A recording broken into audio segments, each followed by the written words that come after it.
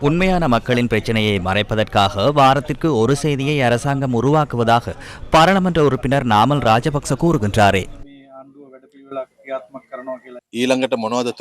அடுத்ததாக என்ன செய்தியை வழங்க உள்ளோம் என்பதனை சம்பத் மனம்பேரியிடமே கேட்க வேண்டும். சம்பத் மனம்பேரி என்ன கூறுவார் என்பதனை நாமல் ராஜபக்ச அறிந்துள்ளாரா என்பதனை எதிர்வரும் விசாரணைகளில் இருந்து தெரிந்து கொள்ள முடியும்.